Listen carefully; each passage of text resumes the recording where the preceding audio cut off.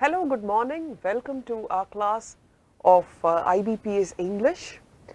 Wish you a great morning again. And this is Deepa Shankar. It's been quite some time since we've started with our IBPS classes, and I want to say a few things today before I, get started with the class today. Number one, I've told you every single class. I've been telling you that good reading is primary for your language skills, and of course to get a good score in your IBPS, it is of extreme importance that you start reading. Okay, so unlike other subjects where you just do the syllabus required, you build an expertise with that particular syllabus alone. English is just not that way. Okay, it doesn't work that way, because regular reading is what will make your language just fly high. And Akash says Happy Teachers Day. Thanks, Akash. Thank you very much. Okay, so Akash, good morning first and foremost. Do you read? So Akash, I'll just wait for you to get back. Priyanka again says Happy Teachers Day. Thank you very much, Priyanka. Okay, Akash and Priyanka, so I've been telling you, right, right from the start of this course, that it's very important that you start reading. Okay, so how many of you in this course of time have how many of you have actually started reading, or if you've been a reader, how many of you have taken up a book, started reading that? So if there is any such information, please go ahead and share it with me. Okay, and Akash and Priyanka, have you you can also tell us about your IBPS practice, how it's going on and such things. Okay, so without further ado, let's get started with today's class. So we are doing something called para jumbles today. We'll look into what para jumbles are. Today we will be covering the basic segment of that. Okay, and we'll get started with the previous CPP question. Now I'm actually surprised that people went wrong with this particular question. Now look at this. Akash and Priyanka, did you do your previous CPP, by the way? Did you find it easy?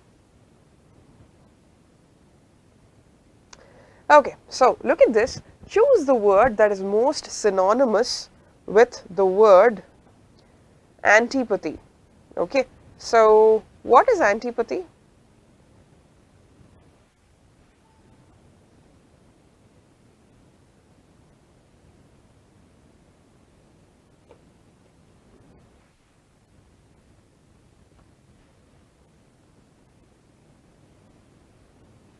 Just a second,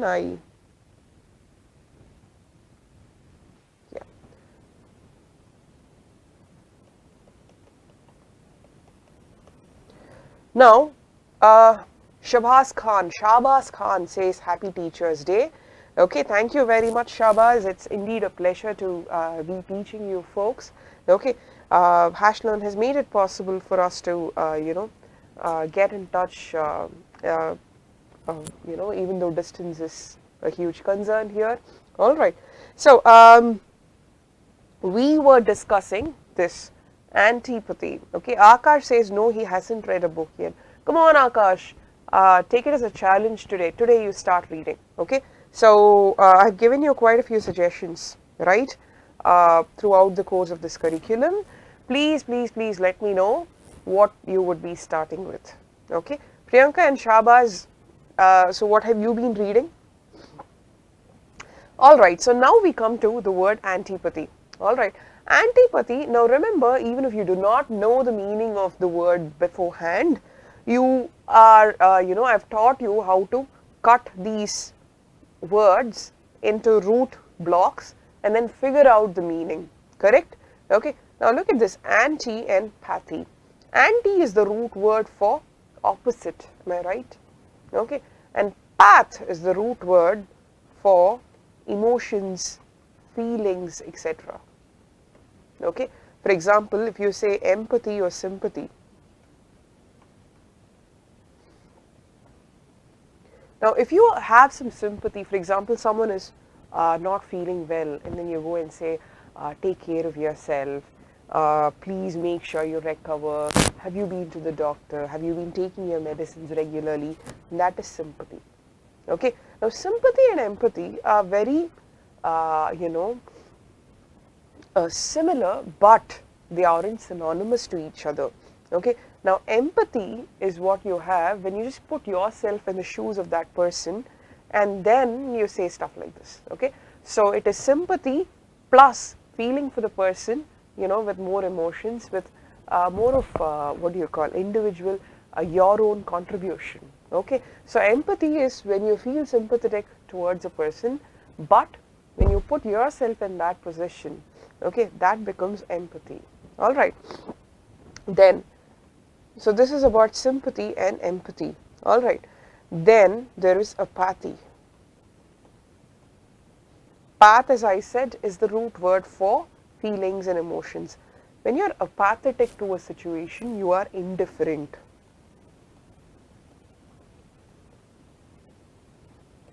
Okay, you're completely callous. You have no feelings, emotions. That is apathy.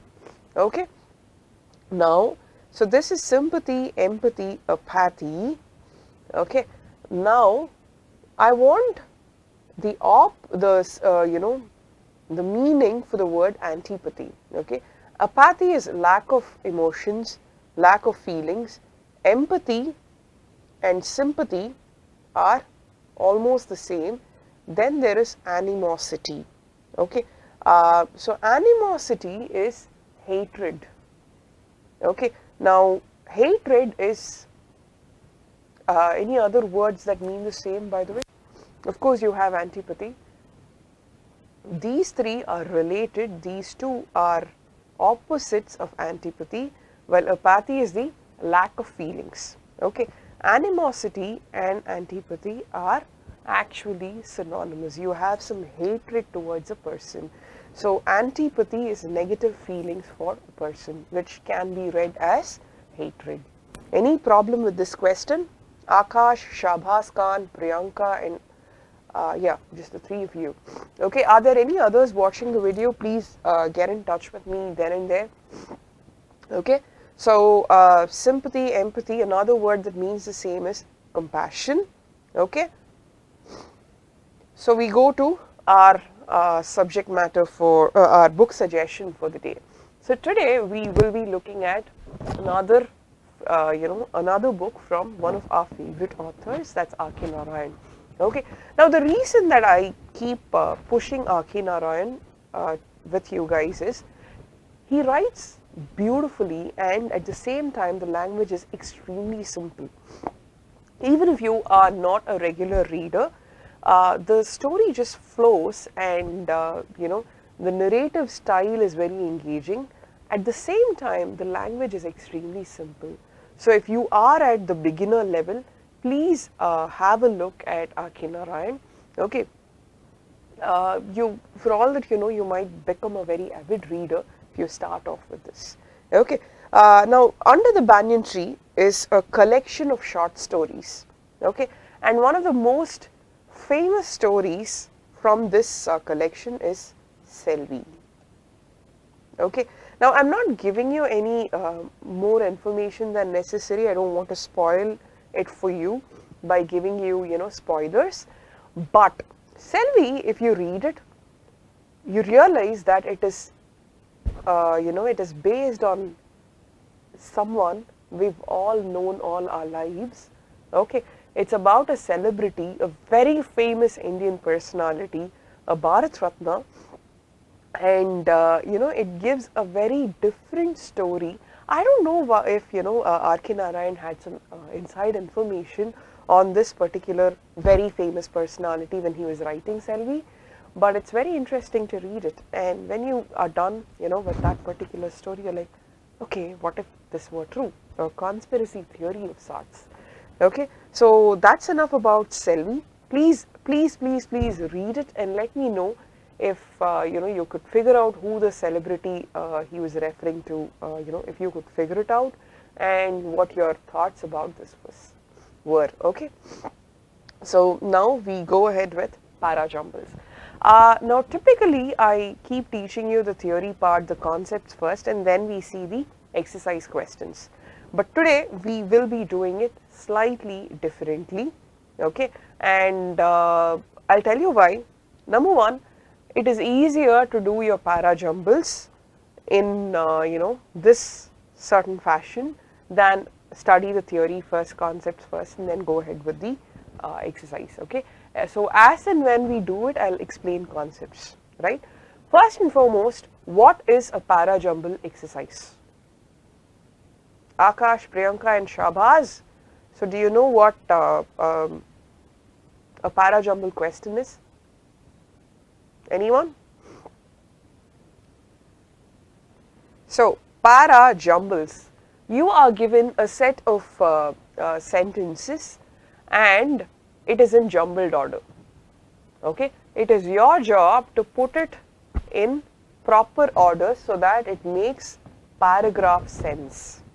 Okay, so that is the whole idea of a para jumble. For example, they take a paragraph, a meaningful paragraph, okay, that makes sense when read in that particular order. It's written to be read in that fashion, but they take it apart, they take individual sentences, put it in a mixed order, okay, and then present it to you. Now it is your job to read the jumbled sentences and then figure out what comes first, what comes second, so on and so forth. Then you need to rebuild the original paragraph. That's the idea of a para jumble exercise question. Any questions here? Akash says yes, we have to rearrange the sentences. Very good, Akash. So Akash, have you been doing exercise questions? If yes, how have you been faring? Do you have any difficulty? If yes, please get back to us on this commenting forum. Okay. So now look at this particular example. Nonetheless, Bruce Wayne was the only one of the first of a long line of thinkers to worry whether such rough equality could survive in the face of a growing factory system that threatened to create divisions between industrial workers and a new business elite. Second, the government of democracy brings the nation of political rights to the level of humblest citizens. Akash says yes, good. And how have you been faring, Akash? He wrote, just as the dissemination of wealth brings the notion of property within the reach of all the members of the community. Third, Wayne was far too shrewd an observer to be uncritical about the US, but his verdict was fundamentally positive. 4. No visitor, Akash says, but I have to face some problems. Akash, get back to us on the problems that you face. It makes for, it's probably not just you, the others might have very similar problems. So we can probably sit and discuss, make sure everyone is on the same page, and we all learn the solutions together. Okay. Now look at 4. No visitor to the US left a more enduring record of his travels and observations than the French writer and political theorist Bruce Wayne, whose American Democracy, first published in 1835, remains one of the most trenchant and the most insightful analyses of American social and political practices. Okay, so these are the sentences, the individual sentences that are given to you. It is your job to put them together in a meaningful fashion. Okay. Now, what is the first thing that comes to your mind when you look at the first sentence? Nonetheless. Okay. Now, this is a connecting word, what I call a connecting word. Okay. Remember that when you have words like but, yet, although, nevertheless, nonetheless, though, and all that, typically, more often than not, it is not the first line of your paragraph. Okay. So the first line, the introductory line, is something that introduces something, correct? So when you have a conjunction there, a connector word, it means that it is somewhere in the middle, okay, but it is not your introductory sentence. Typically, how does an introductory sentence read? You introduce something, correct? So this is not doing that work. This is not your introductory sentence. Okay, so that's the first concept that you read, that you master. Figure out what cannot be your introductory sentences. Okay, so one does not look like an introductory sentence. Then the government of democracy brings the nation of political rights to the level of the humblest mediums, and then you say he wrote. Okay, so there is a pronoun here. When do you use a pronoun? You've already introduced the person, the subject, the noun, okay, and then you refer to that already introduced noun with a pronoun.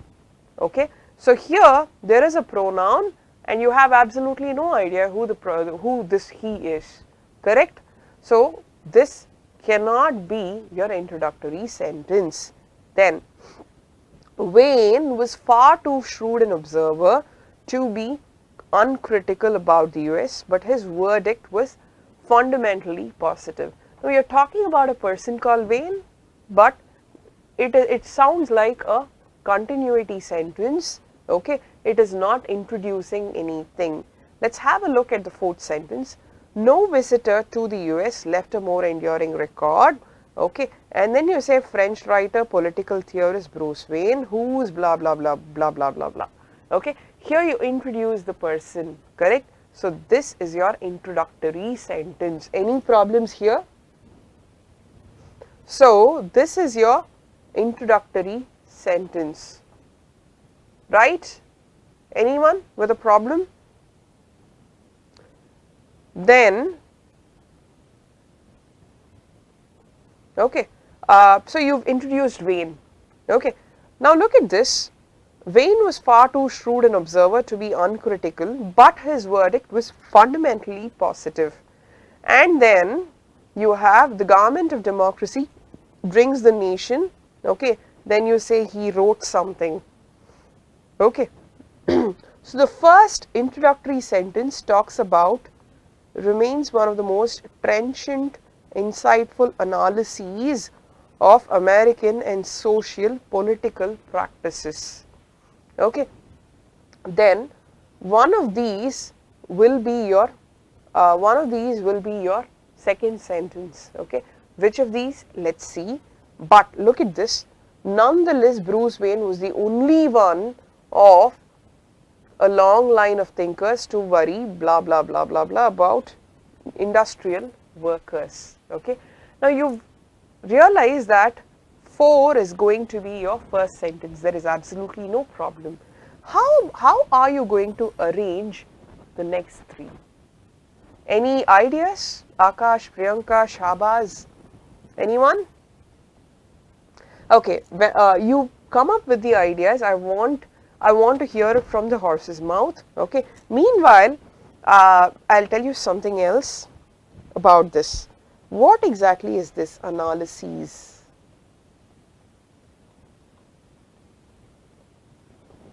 Now, the plural form of analysis is analyses. Okay. Any other words? Hey, I'm still waiting. I'm, doing this vocabulary part solely because I want you to interact. So I'll wait until I have, an answer from you guys. Let me know how you figure out the second sentence, the third sentence, and the fourth sentence from this list. Okay. Now, another word that becomes a plural this way is thesis. Thesis becomes theses. This is the singular form and this is the plural form. One thesis, multiple theses. Analysis, analyses. Anything else?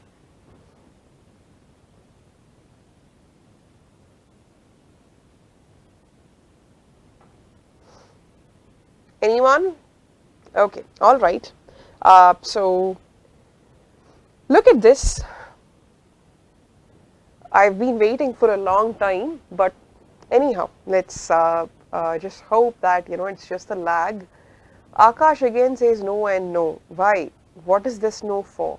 Okay. Now look at this. For, as we said, is the introductory sentence, no problem.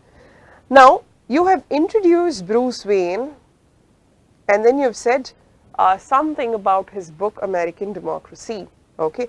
Then you say something more about Wayne. Okay. And then you say to be uncritical. He was too shrewd to be uncritical, meaning he did not write just about the positives. Okay. He also wrote about the negatives, but his verdict was primarily positive. Okay. Then you bring in the democracy, brings the nation of political rights to the humblest citizens, he wrote. So the first one is about the writer. You introduce the writer, that you've done here. Then you say something about the writer, a characteristic trait about the writer. Then you bring in what he wrote, okay, about his book. He wrote blah blah blah, okay, and then you conclude with this, okay. Any problem here? Now this is just a very introductory part. I gave you this example solely for one reason, to study the concepts, okay, how we go about with these questions, okay. So now we'll learn the best practices that we use. Number one, introductory sentence. If take it from me, it is always easier to not just choose the introductory sentence, okay, but to eliminate whatever sentences that cannot be your introductory sentences. For example, any sentence that starts with a connector, okay, that cannot be your introductory sentence. What are connectors? Conjunctions and but, okay. Then there are contrast indicators, okay, yet, although, nevertheless, nonetheless, okay. And then anything else? To a lesser extent, because, then since, okay, hence. And from this, what are the concluding words? Okay, typically your paragraph does not start with concluding words. What are these concluding words? Therefore,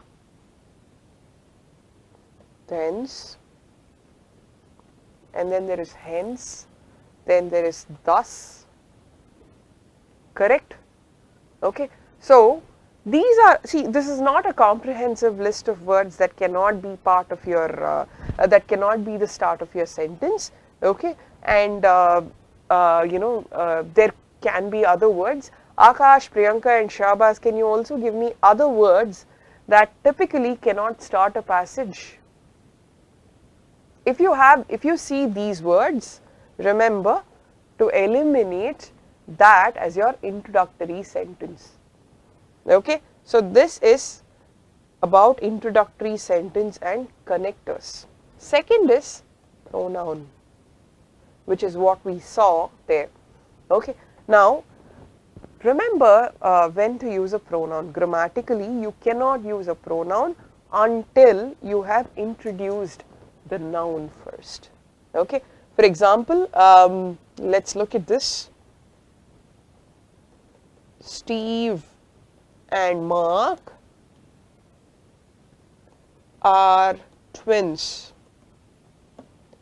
They played cricket. Okay.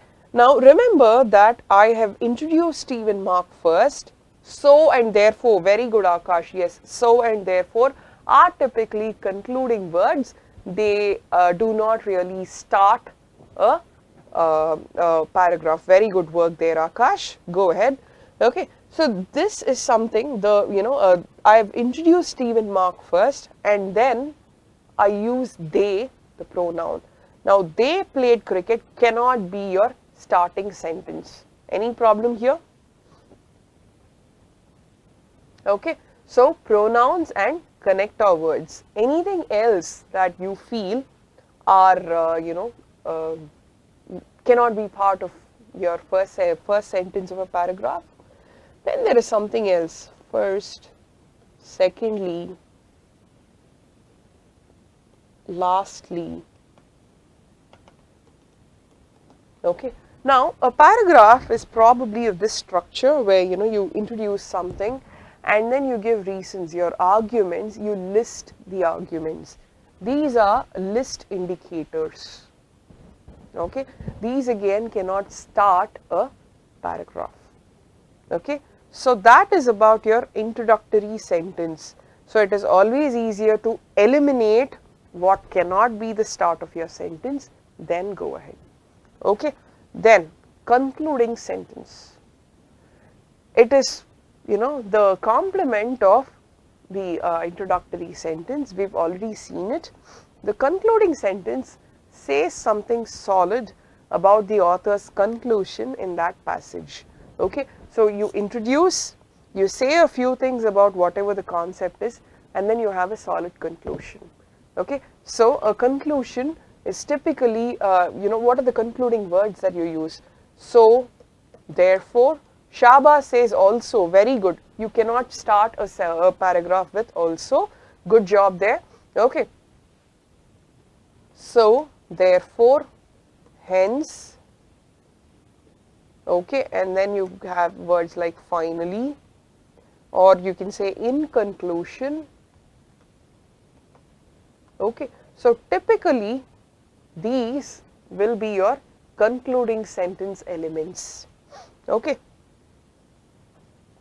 Then contrast indicators. What are contrast indicators? You say something and then you say something in contrast. How do you connect these two sentences? With something called contrast indicators. For example, look at this. The players were amateurs, but they managed to beat the reigning world champions. Can a sentence starting with adverbs be the first sentence? Akash, actually yes. Adverb, okay, name a few examples of adverbs. I can think of only. Only is an adverb, correct? And I can start my passages, paragraphs with only, but it is not very frequent, it is actually quite uncommon. Okay. So, I like it that your mind is trying to figure out stuff in the right direction. So, good job there, Akash and Shahbaz. Okay. So, you've come to you've come up with a list of words that typically do not start paragraphs. Good. Okay. So, look at this. The players were amateurs, but they managed to beat the blah blah blah. Now, number one, if I see this sentence, I know for a fact that it's not an introductory sentence. I also learn something else. Whatever comes before this particular sentence is something that says something in contrast. Okay. So, look at this. The players were amateurs. It means that you don't expect these newbies to beat the reigning world champions. It sounds very impossible, correct? Okay. So, they are in contrast with each other. Nevertheless, they have managed to do this, correct? So, they are in contrast, and this is the contrast indicator that pulls them together. Okay. So, you know, let's say this is A and this is C. I know for a fact that I'm looking for an option that has A and C together. Okay, so you build such sentences together and then you frame the entire passage. Then there is conjunction. Now, while we were looking at conjunctions, while we were looking at introductory sentences, we also looked at conjunctions. These are typically your connector words. Okay, so connectors can be conjunctions and a few other words also. Pronouns. Okay, so pronouns, remember, if you have not introduced your noun, you cannot use the pronoun in place of the noun. Now, we come to previous session's contest question. Look at this. Choose the antonym. Antonym, I am looking for an opposite. Okay. So, Indian cricketers put up a dismal performance in Australia. Dismal, what is the meaning of the word dismal? Not a very good performance, bad performance. So, this is a negative word, right? I am looking for a positive word then. Let me look at all the positive words here. Positive, positive, positive, positive. Okay, but look at this: cheerful, spirited, bright and memorable. Okay, so of these, which of these would perfectly fit in as the antonym of dismal performance? Remember that we are looking at a sports performance. Okay, now when you are talking about bright versus dull, typically it has to do with the appearance. Okay, you don't say bright performance, correct? Then spirited, cheerful, and then you have memorable. Memorable might fit in, but it is not exactly the antonym. Okay, so memorable can also be, you know what, it was a memorable loss for us or a memorable win for us. Memorable loss maybe for different reasons. Our best batsman managed to score a century, but we lost the match. It was memorable that way. Okay, so spirited and cheerful. Cheerful has to do with your mood. Okay, hey, I'm very sad, I'm very cheerful. But when it comes to sports performance, spirited is what is the perfect antonym for this particular word. Now, contest time. Look at this. Choose the word nearest in meaning to the word corpulent. So, I'm looking for synonyms. Go ahead. Good luck with that. So, Akash, Shabhas and Priyanka, gear up and give me the contest answers. Come on, quick. And if you manage to win a contest question, you get an atom session free of cost. What's an atom session? You get one session where you can clear your doubts, you can clarify your doubts with our experts. Okay, so make use of this, win an atom session for yourself.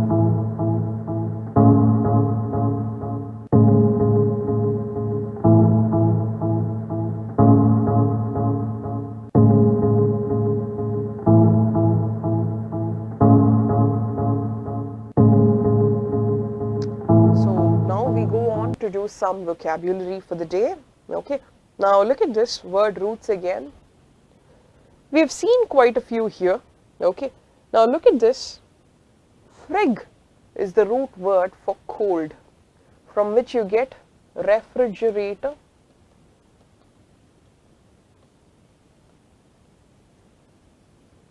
and then you get fridge from that, then you get frigid. Frigid means cold. Akash, thanks for your answer. As you know, we will be discussing the contest question in the next class. Okay, so good luck. Frigid. Okay, so then there is viv and white, which have to do with life. Okay, any words that you know? When someone is very, let's say an accident, someone has had an accident, the first thing that the doctor does is check for vital signs, signs of life, vital. Then what does the doctor do? He tries to revive him. Okay, so viv or vit, that has to do with life. You have your vitamins. They are nothing but vital amine, the chemistry compound. Okay, then revive, revival. Okay, any other words? She is a very vivacious person, full of life. Okay, now how many of you have heard of this drink called Viva? Now you understand why it's called Viva?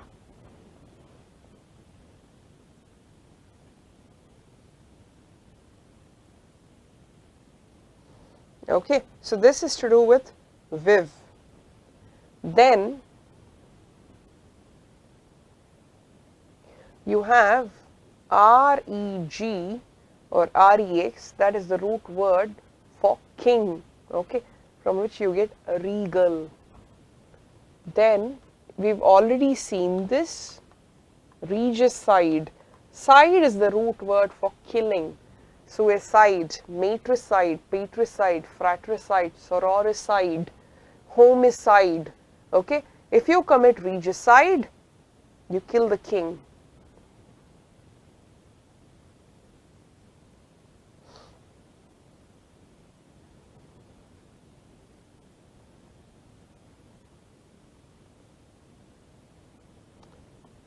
Then we look at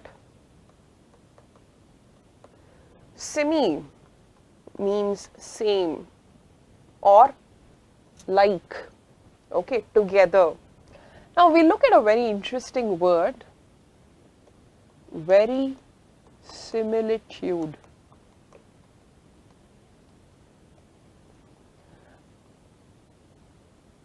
I cut it there. Very is the root word for truth. Any other words with very that you know of? Verify. Verify, see if it is indeed the truth. Huh? And then there is verification, of course. Then there is veracity, meaning the truthfulness. Okay. Anything else? Veracity, verify. Now look at verisimilitude. Okay, this is something. Okay, if there is a verisimilitude between this and something else, you mean to say it has something similar to truth. It has the likeliness to be the truth, but you don't know for a fact whether it is indeed the truth. That is verisimilitude.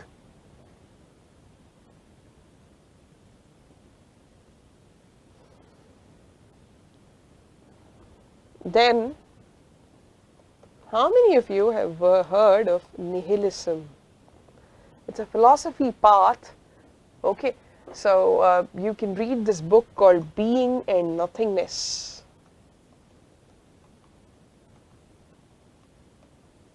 Okay, nihilism is, to do with nothingness.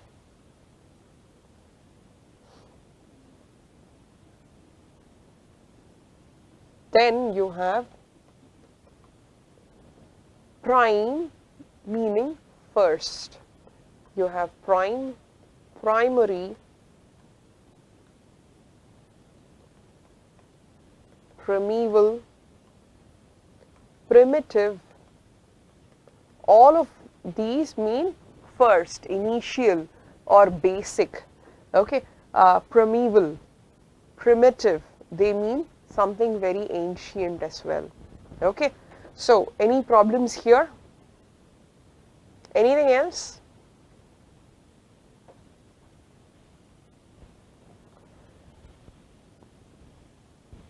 Can you make a word with these two root words? Look at this.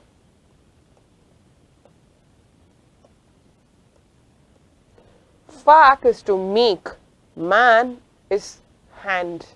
You make something with your hand, that's manufacture. Okay. So with this we come to a close with this class. Okay. We have seen para-jumbles, we have seen the concepts behind these para-jumble questions, right? And we have also seen a little bit of vocabulary. Okay. So we will be having another class very shortly, in 20 minutes to be exact. Okay. See you then, right? And with this you can move on to do your CPP questions. Now the CPP is nothing but a set of 10 well curated questions that make use of the concepts that are taught in this particular session. Good luck. The CPP is open only to Passport members, but that doesn't mean they can't share your CPP with others. Go ahead, have fun with your CPP. See you then, bye.